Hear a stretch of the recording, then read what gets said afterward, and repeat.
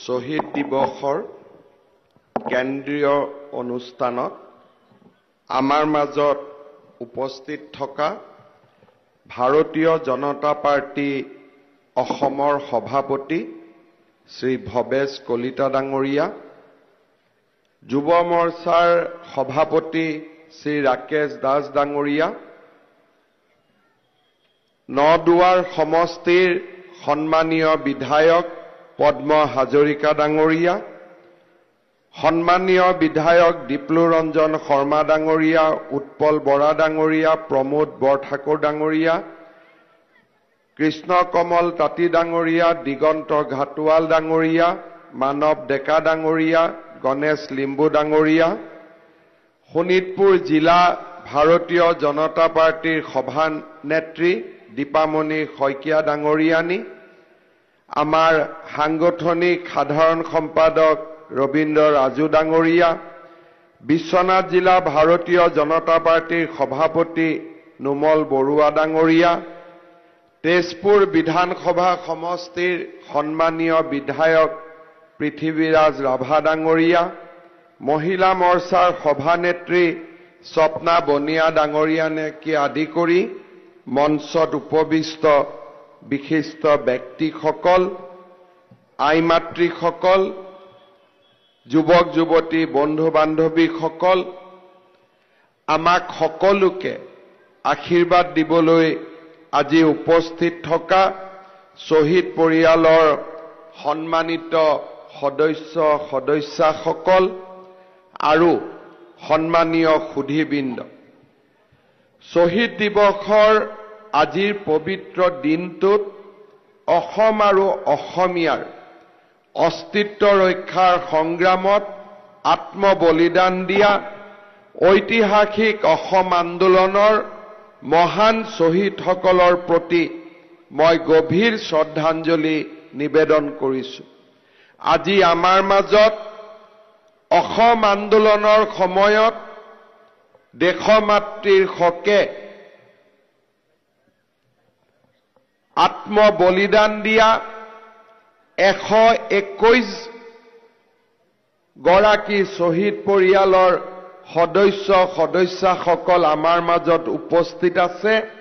মই খোদো অসমবাসীৰ ৰাইজৰ হৈ তেওঁলোকৰ শ্ৰীচৰণত সেৱা আগবঢ়াইছোঁ। অসমৰ জাতীয় জীৱনৰ এক জটিল সন্ধিক্ষণত অসম আন্দোলনৰ সূত্ৰপাত হৈছিল। বিদেশী বিতাৰণক কেন্দ্ৰ কৰি আৰম্ভ হোৱা ঐতিহাসিক এই অসম আন্দোলনে দীৰ্ঘকাল ধৰি ৰাজ্যৰ ইতিহাসৰ এক নিৰ্ণায়ক স্থান দখল কৰি আহিছে। অসম আন্দোলন হৈছে অসমবাসীৰ স্বদেশ প্ৰেম আৰু ত্যাগৰ উৎকৃষ্টতম নিদৰ্শন। অসমীয়াৰ অস্তিত্ব, স্বাভিমান, ভাষা, কৃষ্টি, সংস্কৃতি আৰু ঐতিহ্য সুৰক্ষিত কৰাই আছিল এই আন্দোলনৰ অন্যতম লক্ষ্য। অসমবাসীৰ মাজত সাংস্কৃতিক আৰু সামাজিক চিন্তা চেতনা জাগ্ৰত কৰি এই আন্দোলনে অসমীয়া জাতিক নতুন প্ৰাণ দিছিলে।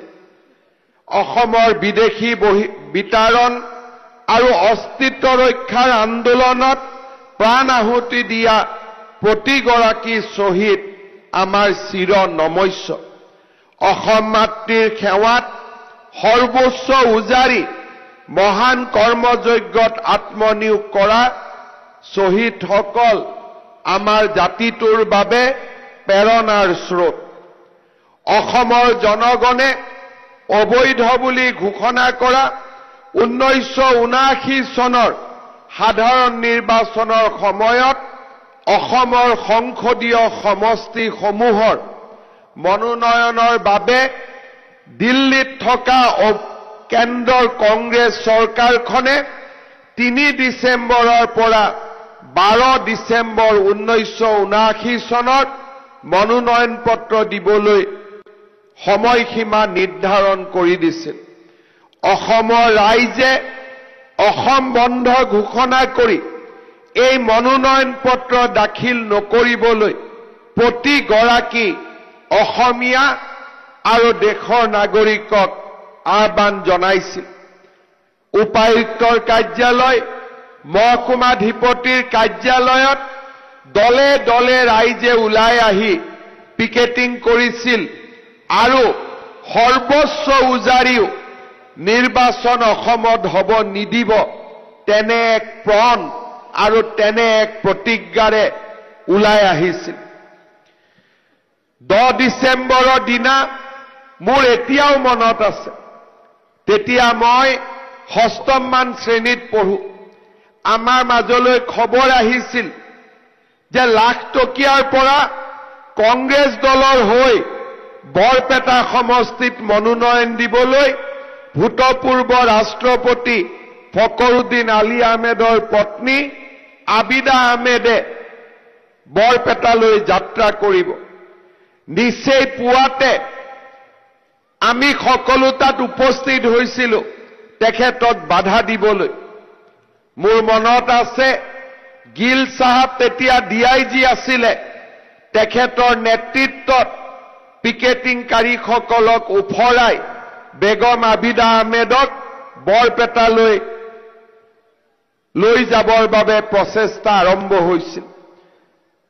লাখ টকীয়াৰ পৰা নলবাৰীৰ পৰা সৰভোগ, নলবাৰীৰ পৰা ভৱানীপুৰত ৰাইজে বেগম আবিদা আহমেদক প্ৰতিৰোধ কৰিবলৈ প্ৰচেষ্টা চলাইছিল। পুনৰ গিল সাহাবৰ নেতৃত্বত CRPFে শান্তিপূৰ্ণ আন্দোলনকাৰীৰ ওপৰত লাঠিচালনা কৰিছিল। লাঠিচালনা আৰু বন্দুকৰ বেনেটেৰে আন্দোলনকাৰীসকলক প্ৰতিহত কৰিবলৈ প্ৰচেষ্টা কৰিছিল। সেই আন্দোলনৰ আৰু প্ৰতিবাদৰ মাজতেই ভৱানীপুৰৰ উজান বৰবৰী গাঁৱৰ হাউলি কলেজৰ কলা বিভাগৰ প্ৰথম বাৰ্ষিকৰ ছাত্ৰ খগেশ্বৰ তালুকদাৰ আক্ৰান্ত হৈছিল। ভৱানীপুৰ আঞ্চলিক ছাত্ৰ সন্থাৰ সম্পাদক চেতনাহীন তালুকদাৰক চুচৰাই নি পুলিচে বাটৰ কাষৰ খাল এটাত নিক্ষেপ কৰিল। আলিবাটৰ ধূলি তেজেৰে ৰাঙলী কৰি নিচেই পুৱা খগেশ্বৰ তালুকদাৰে আমাৰ মাজৰ পৰা আঁতৰি যায় অসম মাতৃৰ শ্ৰীচৰণক নিজৰ তেজেৰে ধুৱাই জাতিটোৰ মংগল কামনা কৰি তেখেত অসম আন্দোলনৰ প্ৰথম শ্বহীদ হয়। খগেশ্বৰ তালুকদাৰৰ মৃত্যুৱে সমগ্ৰ অসমতে আৰু দেশতে শোকৰ লহৰ তুলিছিল আৰু সেই শোকৰ লহৰে পৰৱৰ্তী সময়ত অসমৰ জাতীয় জীৱনলৈ এক নতুন প্ৰাণৰ সঞ্চাৰ কৰিছিলে। অসমীয়া জাতি এক অপ্ৰতিৰোধ্য জাতিলৈ ৰূপান্তৰ হৈছিলে আৰু অসম আন্দোলনক এক অপ্ৰতিৰোধ্য আন্দোলন ৰূপে সাব্যস্ত কৰিছিলে। খগেশ্বৰ তালুকদাৰে দেখুৱাই যোৱা বাটেৰে 800 গৰাকীতকৈ অধিক শ্বহীদে তেজেৰে অসম মাতৃক ধুৱাইছিলে, তেজেৰে অসম মাতৃৰ শ্ৰীচৰণক ধুৱাইছিলে আৰু জাতিটোক বিশ্বৰ বুকুত সদম্ভে জীয়াই ৰখাৰ বাবে প্ৰাণ প্ৰতিজ্ঞা কৰিছিলে। আজি ভাৰতীয় জনতা পাৰ্টিৰ যুৱ মৰ্চাই 1979 চনৰ 10 ডিচেম্বৰৰ সেই দিনটোৰ প্ৰতি শ্ৰদ্ধা জনাই, শ্বহীদ খগেশ্বৰ তালুকদাৰৰ প্ৰতি শ্ৰদ্ধা জনাই, অসম আন্দোলনৰ প্ৰতিগৰাকী শ্বহীদৰ প্ৰতি শ্ৰদ্ধাঞ্জলি জনাই এই ঐতিহাসিক 12 চহৰীয়া ভাওনা প্ৰাংগণত শ্বহীদ দিৱস পালন কৰিছে। এই শ্বহীদ দিৱস সেই মহাস্থানত আজি আয়োজন কৰা হৈছে, যি স্থানত যি অঞ্চলৰ 17 গৰাকী ব্যক্তিয়ে অসম আন্দোলনৰ 6 বছৰীয়া কালত নিজৰ তেজেৰে অসম মাতৃক স্নান কৰোৱাইছিলে। অসম আন্দোলনৰ সময়ৰ সেই তেজাল শ্বহীদসকলক জামুগুৰি অঞ্চলৰ তেজাল শ্বহীদসকলকো আজি আমি পুনৰ এবাৰ ৰোমন্থন কৰিছো তেওঁলোকৰ পবিত্ৰ আত্মাৰ প্ৰতি শ্ৰদ্ধা নিবেদন কৰিছো আজি এই মঞ্চত থিয় হৈ মই শ্বহীদ ভূপেন ডেকা শ্বহীদ বলীন নাথ শ্বহীদ প্ৰসন্ন বৰুৱা শ্বহীদ শ্যাম কুণ্ডু শ্বহীদ জয়ৰাম বৰুৱা শ্বহীদ বীৰেন মিশ্ৰ শ্বহীদ পলাশ ৰাজবংশী শ্বহীদ বল্লভ নাথ শ্বহীদ যোগেশ্বৰ বৰা শ্বহীদ দুলেশ্বৰ নাথ শ্বহীদ দিলীপ ভূঞা শ্বহীদ প্ৰফুল্ল শইকীয়া শ্বহীদ তৈলুক্য ভূঞা শ্বহীদ বীৰেন হাজৰিকা শ্বহীদ গোলাপ বৰুৱা শ্বহীদ দুলু হাজৰিকা আৰু শ্বহীদ মংগল চৰণ ৰোহিদাসৰ চৰম ত্যাগৰ কথা আজি আমি সকলোৱে একেলগে আকৌ এবাৰ সোঁৱৰণ কৰিছো মই বিশ্বাস কৰো এই শ্বহীদৰ কেঁচা তেজে অসমীয়া জাতিক সদায় প্ৰাণবন্ত কৰি ৰাখিব সদায় জীৱন্ত কৰি ৰাখিব স্বাধীনতাৰ আন্দোলনেই হওক অসম আন্দোলনেই হওক প্ৰতিটো মুহূৰ্ততে অসমীয়াই স্বদেশ প্ৰেম আৰু ত্যাগৰ এক গৰ্বিত ইতিহাস ৰচনা কৰিছে শৰাইঘাটৰ যুঁজৰ পৰা বিদেশী বিতৰণৰ যুঁজলৈ প্ৰতিগৰাকী অসম আৰু অসমৰ সন্তান অসমীয়াই আমাৰ জাতিটোক নিজৰ তেজেৰে ধুৱাইছে নিজৰ ঘামেৰে নিৰ্মাণ কৰিছে আৰু এখন পবিত্ৰ অসমৰ স্বপ্ন সন্মুখত ৰাখি আমাৰ জাতিটোক নিৰ্মাণৰ বাবে আগবাঢ়িছে শ্ৰদ্ধা ৰাইজ আজি আমি যুগৰ আন এক সন্ধিক্ষণত উপনীত হৈছো অসম আন্দোলনে অসমীয়াৰ অস্তিত্ব ৰক্ষাৰ বাবে সংকল্প গ্ৰহণ কৰিছিল অসম চুক্তিৰ স্বাক্ষৰৰ পিছত অসম আন্দোলনৰ সামৰণি পৰিছিল কিন্তু এতিয়াও আমি সকলোৱে স্বীকাৰ কৰো অসমৰ আকাশৰ পৰা আন্ধাৰৰ সেই অমাৱস্যা এতিয়াও আঁতৰি যোৱা নাই আমি যদি লক্ষ্য কৰো অসম আন্দোলনৰ পিছত আমি কিমান সুৰক্ষিত হলো আমাৰ মনলৈ হেজাৰ প্ৰশ্ন আহিব শ্বহীদৰ কেঁচা তেজক আমি অসমীয়া জাতিৰ বাবে এক সুৰক্ষাৰ কবচলৈ ৰূপান্তৰ কৰিব পাৰিলো নে নাই তেনে প্ৰশ্নৰ উত্তৰ আজিও আমাৰ মাজত নাই শ্বহীদক আমি সন্মান জনাইছো শ্বহীদৰ ত্যাগক আমি অকপটে স্বীকাৰ কৰিছো কিন্তু শ্বহীদে যদি আজি আমাক প্ৰশ্ন কৰে তোমালোকৰ জাতিটো এতিয়া কিমান সুৰক্ষিত তাৰ প্ৰশ্নৰ উত্তৰ আমাৰ হাতত নাই অসমীয়াই আজিও এক অন্ধকাৰ ভৱিষ্যতৰ সৈতে আমি সংগ্ৰাম কৰিছো আমাৰ অসমত প্ৰতিটো দিনেই জনগাঁথনিৰ পৰিৱৰ্তন হৈছে প্ৰতিটো দিনতে অসমৰ খিলঞ্জীয়া জনসাধাৰণে ভূমিৰ অধিকাৰ হেৰুৱাইছে আইনৰ হেজাৰ প্ৰচেষ্টাৰ পিছতো আমি যেন প্ৰতিটো দিনাই আমাৰ নিজৰ মাটি আমাৰ নিজৰ অধিকাৰ হেৰুৱাইছো জাতিটোৰ মাজত এচাম নতুন লোকৰ সৃষ্টি হৈছে যিচাম লোকে পাহৰি গৈছে কাৰ পৰোচনাত কাৰ গুলিত আৰু কাৰ দমনমূলক নীতিৰ বাবে 8তকৈও অধিক যুৱকে এই অসম ভূমিৰ পৰা আঁতৰি যাবলগীয়া হৈছিল অসমক ভাল পাওঁ বুলি অসম আৰু অসমীয়াৰ ভৱিষ্যত সুৰক্ষিত কৰিম বুলি এচাম দেশপ্ৰেমিকে আজিও আমি দেখা পাওঁ সেই অসম আন্দোলনৰ শ্বহীদসকলৰ হত্যাকাৰী কংগ্ৰেছ দলৰ ওচৰত নিলজ্জভাৱে আত্মসমৰ্পণ কৰিছে তেওঁলোকে পাহৰি গৈছে যে সেই ইন্দিৰা গান্ধীৰ নিৰ্দেশতেই আজি আমাৰ অসমৰ পৰা 8জন শ্বহীদক অসমীয়াৰ বুকুৰ মাজৰ পৰা কাঢ়ি লোৱা হৈছিল। আজি তেওঁলোকে পাহৰি গৈছে যে সেই কংগ্ৰেছ দলৰ কাৰণেই আজি প্ৰতিটো দিনাই অসমীয়াই নিজৰ অধিকাৰ হেৰুৱাইছে।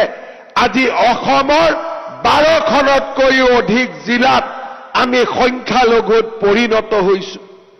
আজি মই সেইসকল দেশপ্ৰেমিকক তথাকথিত দেশপ্ৰেমিকক সুধিব খোজো কি কংগ্ৰেছ দলে যোৱা স্বাধীনতাৰ পিছৰ পৰা অসমীয়া জাতিক দুৰ্বল কৰিলে, লোকপ্ৰিয় গোপীনাথ বৰদলৈয়ে যি আধাৰ নিৰ্মাণ কৰিছিলে সেই আধাৰক মষিমূৰ কৰি পেলালে। আজি সেই দলক শক্তিশালী কৰি আমি কাক দুৰ্বল কৰিব খুজিছো? আমি আমাৰ নিজৰ জাতিটোক দুৰ্বল কৰিব খুজিছো। আমি আমাৰ নিজৰ সমাজখনক দুৰ্বল কৰিব খুজিছো। আৰু অসম আন্দোলনৰ সেই ঐতিহাসিক ত্যাগ আৰু ঐতিহাসিক আন্দোলনটোৰ যি আত্মা আছিল সেই আত্মাটোক আজি আমি পুনৰ হত্যা কৰিব খুজিছো। দেশপ্ৰেমৰ মূল্য কোনোবাই কাৰোবাৰ লগত বুজাবুজি কৰি চৰকাৰ গঠনতে শেষ হৈ নাযায়। চৰকাৰ গঠন কৰাৰ পিছতো মানুহে সাহসেৰে সৈতে অসমৰ শত্ৰুৰ বিৰুদ্ধে যুঁজিব লাগিব। অসমৰ শত্ৰুৰ বিৰুদ্ধে যুঁজি এই জাতিটোক আমি যিমান দিনলৈ পাৰো সুৰক্ষিত কৰি ৰাখিব লাগিব। আৰু সেয়েহে হাজাৰ সমালোচনাৰ পিছতো আমি সাহসেৰে গৰু খুঁটিয়ে হওক কচুতলিতে হওক আমি অসমীয়া জাতিৰ সুৰক্ষাৰ বাবে আমি যিমান দূৰলৈ যাব লাগে সিমান দূৰলৈ যোৱাৰ বাবে আজি আমি প্ৰচেষ্টা কৰিছো। অসমৰ ভূমি, অসমৰ জনজাতীয় লোকসকলৰ ভূমিকে হওক, অসমৰ খিলঞ্জীয়া লোকসকলৰ ভূমিয়ে হওক, আজি আমি সুৰক্ষিত কৰাৰ বাবে আজি আমি একনিষ্ঠভাৱে সংগ্ৰামত ব্ৰতী হৈছো। মই বিশ্বাস কৰো আমাৰ অসমীয়া জাতিটোৱে যুঁজি যুঁজি আমি জীয়াই থাকিব লাগিব। আমাৰ চাৰিওফালৰ পৰিৱেশ সুৰক্ষিত নহয়। এছাম লোকে সেইসকল লোকৰ লগতে বন্ধুত্ব পতাৰ কথা কয়। এছাম লোকে সেইসকল লোকৰ লগতে মিতিৰালি পতাৰ কথা কয়। কিন্তু সেইসকল লোকক মই আজি আকৌ এবাৰ ক'ব বিচাৰিছো, শ্বহীদ খৰ্গেশ্বৰ তালুকদাৰ, শ্বহীদ ভূপেন ডেকাৰ তেজে আমাক সদায় প্ৰেৰণা দিব। সেইসকল লোকৰ বিৰুদ্ধে আমি যুঁজিম আৰু যুঁজি যুঁজি অসমীয়া জাতিয়ে জিকিব। আজি নহয় কালি অসমীয়া জাতিয়ে আকৌ এবাৰ জিকিব। তাক মই সেইসকল লোকৰ প্ৰতি মই সকীয়াই দিব খুজিছো। পৰাজয় আমি শিকা নাই। পৰাজয়ৰ আগতে আমি নিজৰ জীৱন বলিদান দিয়াৰ কথা চিন্তা কৰিম, কিন্তু পৰাজয়ৰ কথা আমি চিন্তা নকৰিম। আজি শ্বহীদ দিৱসৰ এই পবিত্ৰ মুহূৰ্তত থিয় হৈ মই আকৌ এবাৰ অসমবাসী ৰাইজক প্ৰতিশ্ৰুতি দিছো, আমাৰ চৰকাৰখনে, ভাৰতীয় জনতা পাৰ্টীয়ে অসমৰ জাতি মাটি আৰু ভেটি ৰক্ষা কৰিবৰ কাৰণে সৰ্বোচ্চ বলিদান দিবলৈ আজিও সাজু আছে আৰু অহাকালিও সাজু থাকিব। এয়াই আমাৰ মৃত্যুপণ, এয়া আমাৰ সংকল্প। শ্ৰদ্ধাৰ ৰাইজ, যোৱা 3টা বছৰ গৰুখুটিয়ে হওক, কাজিৰঙাই হওক, কচুতলিয়ে হওক, এইখন চৰকাৰৰ বিৰামহীন সংকল্পৰ কথা আমাক আকৌ এবাৰ সন্মুখলৈ লৈ আহে। আজি আমি যোৱা কেইটামান দিনৰ ভিতৰত, যোৱা মাত্ৰ 3টা বছৰৰ ভিতৰত আমাৰ অসমৰ খিলঞ্জীয়া লোকসকলৰ ভূমিক সুৰক্ষা কৰিবৰ বাবে আমি এফালৰ পৰা আমি আমাৰ দায়িত্ব পালন কৰাৰ বাবে আগবাঢ়িছো। যি কাজিৰঙাৰ সমীপত এদিন সন্দেহযুক্ত লোকে তেওঁলোকৰ এক প্ৰকাৰে দুৰ্গ নিৰ্মাণ কৰিছিল সেই কাজিৰঙাক আজি আমি সুৰক্ষিত কৰিছো আজি আমি কাজিৰঙাৰ সমীপত আমি সন্দেহযুক্ত লোকক আমি আঁতৰাই পঠিয়াইছো গৰুখুটি প্ৰকল্পৰ আৰম্ভণি কৰি সন্দেহযুক্ত লোকৰ পৰিৱৰ্তে অসমীয়া লোকৰ আত্মনিৰ্ভৰশীলতাৰ এক নতুন ইতিহাস নিৰ্মাণ কৰিছো কন্যাকাৰ সফলতাই অসমীয়া লোকৰ আত্মনিৰ্ভৰশীলতাৰ প্ৰমাণ দিয়ে আজি কচুতলিত ট্ৰাইবেল বেল্ট এণ্ড ব্লক পুনৰ উদ্ধাৰ কৰি অসমৰ জনজাতীয় লোকসকলৰ ভূমিৰ অধিকাৰ সুৰক্ষিত কৰিবৰ বাবে আমি প্ৰচেষ্টা কৰিছো আপোনালোকে জানি ভাল পাব যে যোৱা 3টা বছৰত অসমৰ বনাঞ্চলেই হওক অসমৰ সত্ৰই হওক অসমৰ নামঘৰেই হওক সন্দেহযুক্ত লোকৰ পৰা আমি 10,000 হেক্টৰ ভূমি বেদখল কৰিবলৈ সক্ষম হৈছো কোনোবাই যদি মোক কয় 10,000 হেক্টৰ ভূমি মানে কিমান চণ্ডীগড় ইউনিয়ন টেৰিটৰি যিমান দীঘল যিমান বহল এই 10,000 হেক্টৰ ভূমি সিমানেই দীঘল সিমানেই ডাঙৰ আমাৰ মনত স্পষ্টভাৱে আমাৰ প্ৰাণত শক্তি আছে আমাৰ সংকল্প আছে লাহে লাহে আমি অসমৰ প্ৰতি দুখৰ ভূমি প্ৰতি টোপাল মাটি প্ৰতি টোপাল পানী আমি সন্দেহযুক্ত লোকসকলৰ পৰা উদ্ধাৰ কৰিম আৰু খিলঞ্জীয়া লোকসকলৰ ব্যৱহাৰৰ বাবে ইয়াক আমি লৈ আহিম শ্ৰদ্ধাৰ ৰাইজ এই সময়ছোৱাৰ ভিতৰতে অসমৰ সংস্কৃতিক ৰক্ষা কৰিবৰ বাবে আমি আমাৰ প্ৰচেষ্টা অব্যাহত ৰাখিছো যোৱা 3টা বছৰত লাচিত বৰফুকনক 400 বছৰৰ জন্ম জয়ন্তী হুলুঙা পাৰত তেখেতৰ সুদীৰ্ঘ প্ৰতিমূৰ্তি আৰু লাচিত বৰফুকনৰ জীৱন গাথা ভাৰতৰ প্ৰতিটো ভাষালৈ ৰূপান্তৰ কৰি প্ৰায় 1 লাখতকৈও অধিক পুথিভঁৰাললৈ নিজৰ নিজৰ মাতৃভাষাত লাচিত বৰফুকনৰ জীৱন গাথা আমি প্ৰেৰণ কৰিবলৈ সক্ষম হৈছো আজি ভাৰতবৰ্ষৰ চুকে কোণে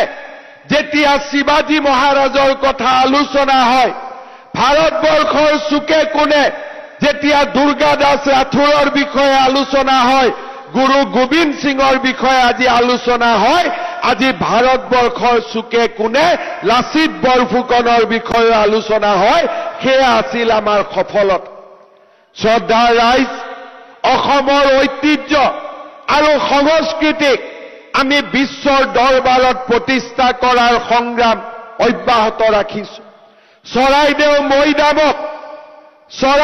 মৈদামক আজি আমি বিশ্ব ঐতিহ্যৰ স্বীকৃতি দিয়াবলৈ সক্ষম হৈছো আৰু আমাৰ বাপুতি খাহন বহাগ বিহুক আজি আমি গ্ৰীনিজ ৱৰ্ল্ড ৰেকৰ্ডত সন্নিবিষ্ট কৰিবলৈ সক্ষম হৈছো অসমীয়া ভাষা পুৰণি নে বঙালী ভাষা পুৰণি অসমীয়াৰ পৰা বঙালীৰ সৃষ্টি হৈছে নে বঙালীৰ পৰা অসমীয়াৰ সৃষ্টি হৈছে সেই বিতৰ্কৰ অৱসান ঘটাই প্ৰধানমন্ত্ৰী নৰেন্দ্ৰ মোদী ডাঙৰীয়াই আমাৰ ভাষা জননী অসমীয়া ভাষাক ক্লাছিকেল লেংগুৱেজৰ মৰ্যাদা প্ৰদান কৰিলে আৰু অহা 23 ফেব্ৰুৱাৰীত 10,000 শিল্পীৰে আমাৰ চাহ বাগিচাৰ সংস্কৃতি ঝুমুৰ নৃত্যক আমি সৰু সজাইত প্ৰদৰ্শন কৰাৰ বাবে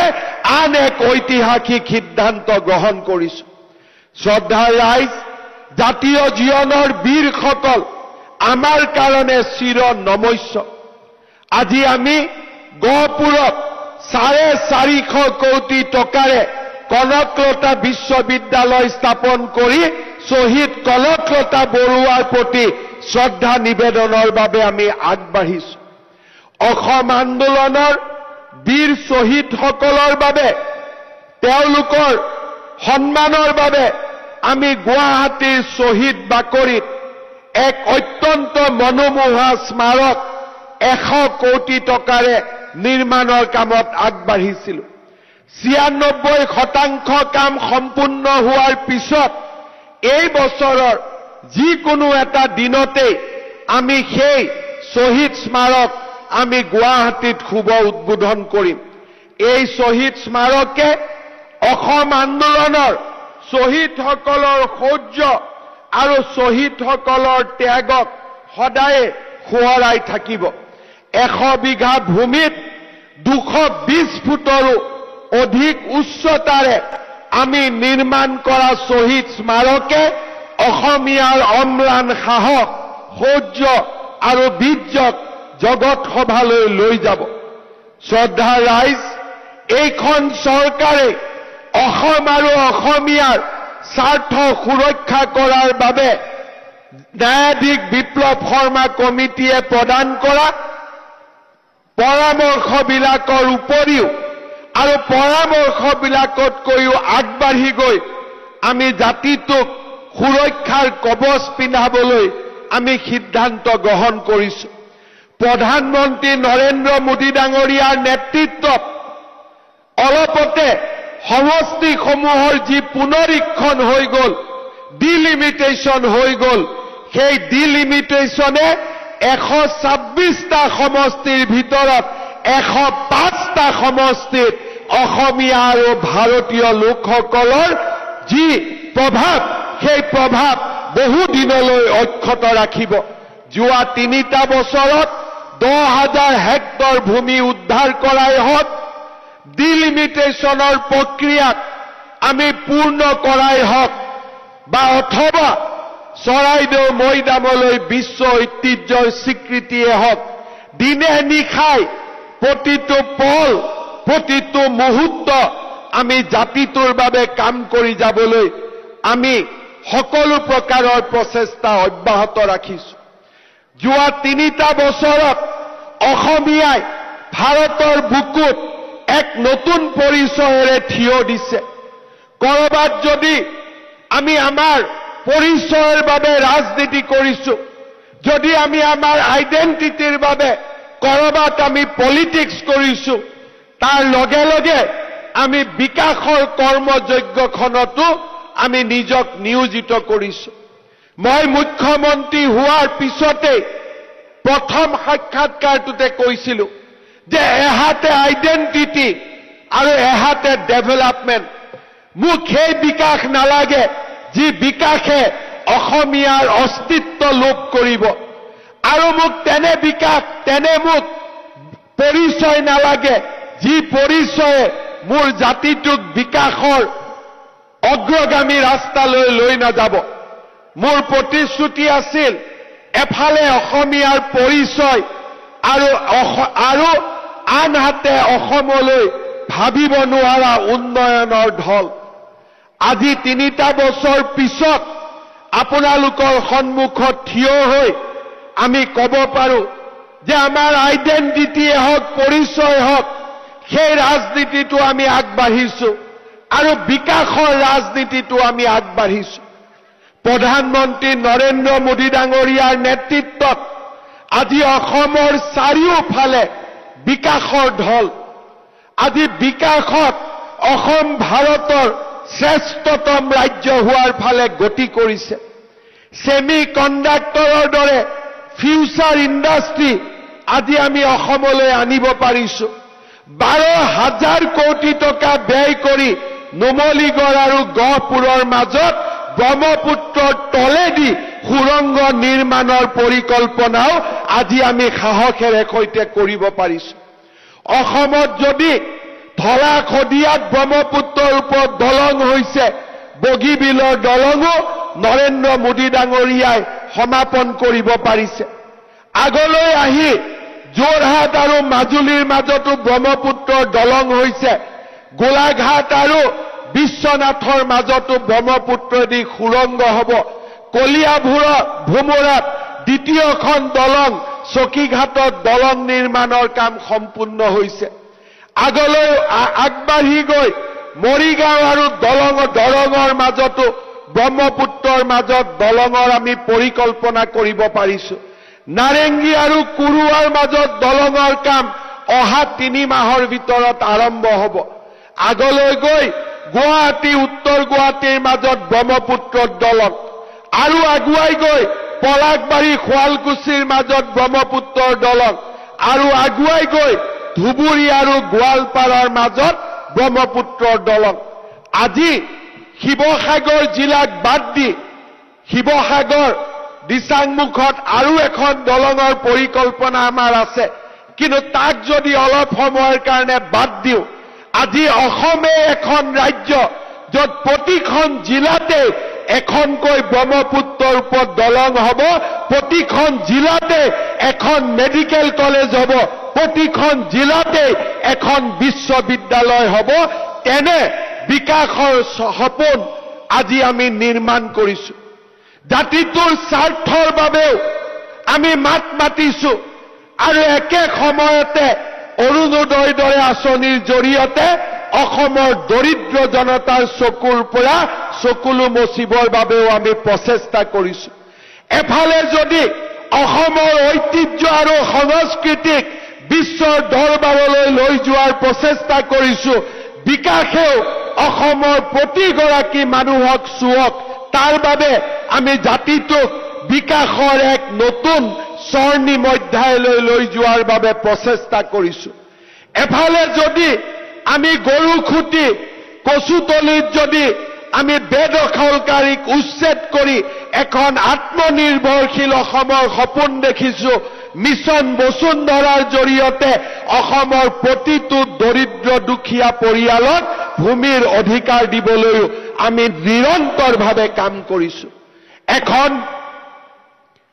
অসমৰ আমি কল্পনা কৰিছো যিখন অসমক লৈ প্ৰতিগৰাকী অসমীয়াই গৌৰৱ কৰিব পাৰে এখন সুৰক্ষিত আৰু ভৱিষ্যতৰ অসম যাতে আমি জাতিটোৰ বাবে এৰি থৈ যাব পাৰো আৰু তাৰ কাৰণে আমি নিৰলসভাৱে প্ৰচেষ্টা আগবঢ়াইছো মই বিশ্বাস কৰো আপোনালোকৰ আশীৰ্বাদ আৰু আপোনালোকৰ সহযোগিতাই আমাক এখন সুৰক্ষিত অসম এখন বিকশিত অসমৰ প্ৰাপ্তিৰ লক্ষ্যলৈ লৈ যাব মই আজিৰ এই দিনটোত পুনৰ অসমবাসী ৰাইজক আহ্বান জনাম অসম আন্দোলন শেষ হ'ল কিন্তু আমাৰ ইস্পিত লক্ষ্যত আমি এতিয়াও উপনীত হ'ব পৰা নাই অসম আন্দোলনৰ যদি ৰাজনৈতিক লক্ষ্য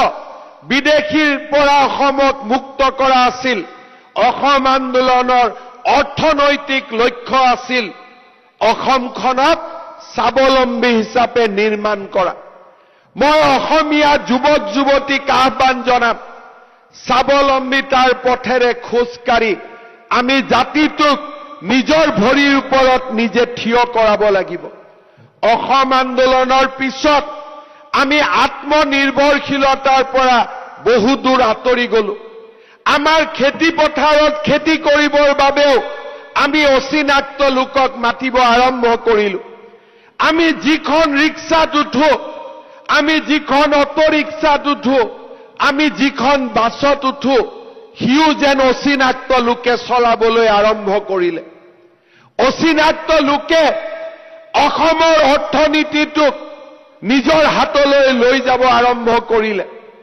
অসমৰ যুৱক যুৱতীসকলে অসমীয়াক সেই অচিনাক্ত লোকসকলৰ পৰা ৰক্ষা কৰিব লাগিব আমাৰ মাটি আমাৰ খেতি আমাৰ উদ্যোগ আমি নিজৰ ভৰিৰে আকৌ এবাৰ আমি নিজৰ ভৰিত নিজক থিয় কৰাব লাগিব সেইটো জাতি যিটো জাতিৰ খেতি পথাৰতো অচিনাক্ত লোক থাকে যিটো জাতিৰ বাছখনো অচিনাক্ত লোকে চলায় যিটো জাতিৰ ঘৰৰ দুৱাৰ মুখতো অচিনাক্ত লোকজনে আহি কাম কৰে সেই জাতিটোৱে বহু দিনলৈ নিজৰ ভৰিৰ ওপৰত নিজে থিয় হৈ থাকিব নোৱাৰে আবেগেৰে এটা জাতিৰ নিৰ্মাণ কেতিয়াও হ'ব নোৱাৰে এটা জাতিৰ নিৰ্মাণৰ সৌধ হৈছে পৰিশ্ৰম আবেগেৰে নহয় এটা জাতিৰ নিৰ্মাণৰ সোণালী সৌধ হৈছে বিবেক যেতিয়া বিবেকেৰে আমি পৰিচালিত হওঁ বুকুত অদম্য সাহসেৰে আমি আত্মনিৰ্ভৰশীলতাৰ ফালে আগুৱাই যাওঁ তেতিয়া সেই জাতিটোৰ ভৱিষ্যতক কোনেও ধৰি ৰাখিব নোৱাৰে মই অসমৰ যুৱক যুৱতীসকলক আহ্বান জনাম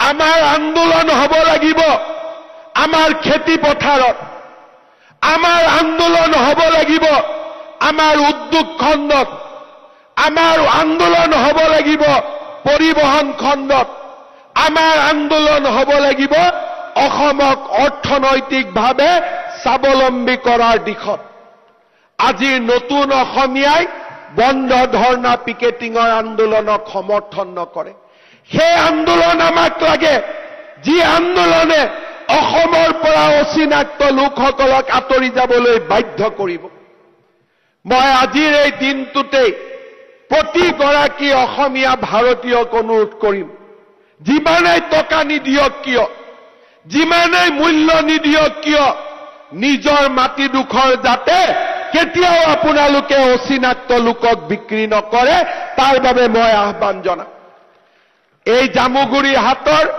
পবিত্ৰ মঞ্চৰ পৰাই মই বৰপেটা নগাঁও মৰিগাঁও নলবাৰী ধুবুৰী গোৱালপাৰা ৰাইজক আহ্বান জনাম দৰঙৰ ৰাইজক আহ্বান জনাম কোনোবাই এটা টকা বেছি দিলেও আমাৰ যাতে মাটি আমি যাতে কেতিয়াও অচিনাক্ত লোকক বিক্ৰী নকৰো তাৰ বাবে আজি আমি এই দিনটোত পণ ল'ব লাগিব অসমীয়াৰ হাতৰ পৰা মাটিডোখৰো যদি আঁতৰি যায় জীয়াই থকাৰ বাবে আমি পৰিচয় নোপোৱা হ'ম জনগাঁথনিৰ পৰিৱৰ্তনে আমাক গ্ৰাস কৰিছে অসমীয়া জাতি এনে এটা জাতি আমি মমৰ পোহৰত আছো মমৰ পোহৰে মমডালকো জ্বলাই দিয়ে আৰু কেতিয়াবা নিজৰ শৰীৰ জ্বলাই সেই মমডাল নোহোৱা হৈ যায় আজি আমাৰ চাৰিওফালে অচিনাক্ত লোকৰ মাজত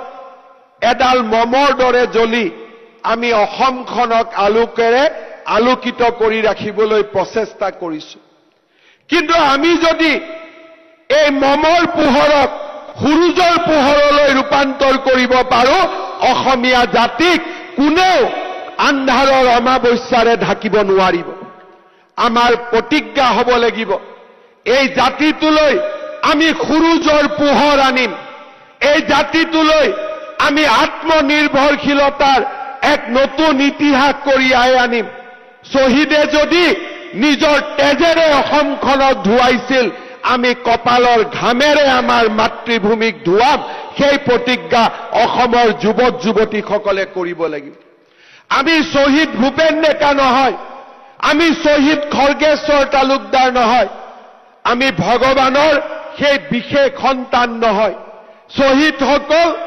ভগৱানৰ শ্ৰেষ্ঠতম সন্মান ভূপেন ডেকা খৰ্গেশ্বৰ তালুকদাৰ হোৱাৰ সাহস আৰু শক্তি ভগৱানে আমাক দিয়া নাই কিন্তু তেওঁলোকৰ প্ৰেৰণাৰে আমি ৰোমাঞ্চিত হৈ তেওঁলোকৰ আদৰ্শৰে আমি আদৰ্শান্বিত হৈ তেজেৰে মাতৃক ধুৱাব নোৱাৰিলেও কপালৰ ঘামেৰে আমি নিশ্চয় অসম মাতৃক ধুৱাব পাৰো আৰু সেইবাবে অসমৰ যুৱক সমাজে অসম মাতৃক কপালৰ ঘামেৰে ধুৱাবলৈ ওলাই আহক বিশ্ব বিজয় কৰিবলৈ আগবাঢ়ি আহক ৰূপকোঁৱৰ জ্যোতিপ্ৰসাদ আগৰৱালাই কৈ যোৱাৰ দৰে বিশ্ব বিজয়ী নজোৱান জ্যোতিয়ে সপোন দেখিছিল অসমীয়া যুৱকে বিশ্ব বিজয় কৰিব আৰু আজিও আমি বিশ্ব বিজয় কৰিব পাৰো অসাধাৰণ যুৱক অসমৰ মাজত এতিয়াও আছে অসাধাৰণ যুৱকসকলে এতিয়াও আমাক প্ৰেৰণা যোগায় মই বাৰে বাৰে অনুৰোধ কৰিম অসমৰ ভৱিষ্যত আমি তেতিয়া সুৰক্ষিত কৰিব পাৰিম যেতিয়া অসমৰ প্ৰতিটো কামৰ ওপৰত অধিকাৰ আমাৰ থাকিব। আমাৰ মনবোৰ বেদনাৰে সিক্ত হৈ যায়, আমাৰ মনবোৰ বেদনা আৰু দুখেৰে পৰিপূৰ্ণ হয় যেতিয়া অচিনাক্ত লোকে কয় যে আমি মাছ বিক্ৰী কৰা বন্ধ কৰি দিম, যেতিয়া অচিনাক্ত লোকে কয় যে আমি নহলে উজনি অসমত কাম নহব, সেই দিনটোতকৈ চৰম অপমানৰ দিন জাতিটোৰ বাবে একোৱেই নাথাকে। কোনোবা অচিনাক্ত লোকে যদি খাৰুপেটীয়াৰ পৰা কয় যে আমি নোখোৱালে তোমালোকে খাব নোৱাৰিবা, তাতকৈ আৰু ডাঙৰ অপমান জাতিটোৰ বাবে একোৱেই হ'ব নোৱাৰে।